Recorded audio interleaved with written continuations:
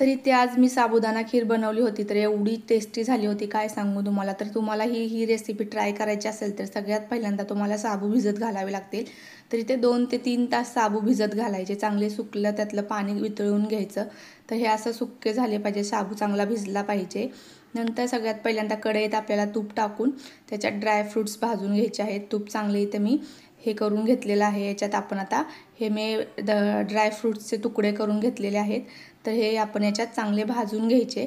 1 मिनिटात ते भाजतात, कमी गॅसवरतीच भाजायचे, नाहीतर मग काळे होतात, मग खिरीमध्ये ते त्याचा कलर चांगला दिसत नाही। तर हे असे आपल्याला भाजून घ्यायचे आहेत, मीडियम फ्लेमलाच भाजून घ्यायचे म्हणजे चांगले भाजले जातात। नंतर याच्यात तूप टाकून घ्यायचं, परत अजून एकदा तूप टाकायचं, जास्त तुपामुळे जास्त टेस्टी लागते खीर। तुम्हाला जर जेवढं हवं असेल तेवढं तुम्ही तूप टाकू शकता। नंतर आपण जो शाबू भिजवलेला होता तो आपण ह्याच्यात चांगला परतून घ्यायचा आहे, तोही मीडियम फ्लेमवरतीच आपल्याला कमी जास्त करत करत भाजून घ्यायचा। 1-5 मिनिटं परतून घ्यायचा। तो परतून झाल्यावरती आपण ह्याच्यात असंच दूध टाकायचं वरून।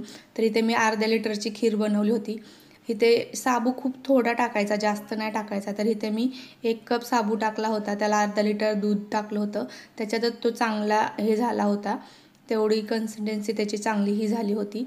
तर इथे चांगलं आपल्याला ह्याच्यात मिक्स करून घ्यायचा। शाबू चिकट हे झालं नाही आहे ना, लागू द्यायचा नाही एकाला एक। वरून मी ते केसर टाकलेलं आहे, तेही आपण याच्यात मिक्स करून घ्यायचं म्हणजे त्याला चांगला कलर उतरतो। तुम्ही केसर दुधात पण टाकून त्याच्यात भिजत ठेवून नंतर त्याच्यात टाकू शकता। नंतर चवीनुसार त्याच्यात साखर टाकायची, तुम्हाला जेवढी साखर गोड हवं असेल तेवढं तुम्ही टाकू शकता। साबूला जास्त साखर गोड जास्त लागत नाही, बाकीच्या खीरला साखर जास्त लागते, पण साबूच्या खीरला थोडी कमी लागते, कारण गोड पटकन होतं ते, असं जास्त हे लागत नाही।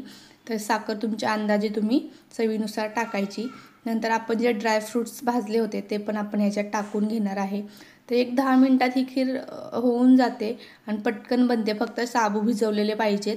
तर इथे हे पूर्ण मिक्स करून घ्यायचं, अशी 5 मिनिट ही करून ठेवायची। कन्सिस्टन्सी तुम्हाला जशी पाहिजे तशी होईपर्यंत। इथं हे झालं होतं आणि ही थंड झाल्यावर अजून घट्ट होते खीर, त्याच्या अंदाजे तुम्ही ती तेवढी शिजवून घेऊ शकता। शाबू भाजलेला असतो त्यामुळे त्याला जास्त शिजायला वेळ लागत नाही, 1-5 मिनिट फक्त शिजवून घ्यायचा। तर इथं आपली ही साबुदाणा खीर तयार आहे। तुम्हाला हा व्हिडिओ जर आवडला तर व्हिडिओला लाईक करा, व्हिडिओ जास्तीत जास्त शेअर करा आणि माझ्या चॅनलला फॉलो करा आणि चॅनल सबस्क्राईब करा आणि नोटिफिकेशनसाठी बेल आयकॉनवर क्लिक करा। Thanks for watching, thank you.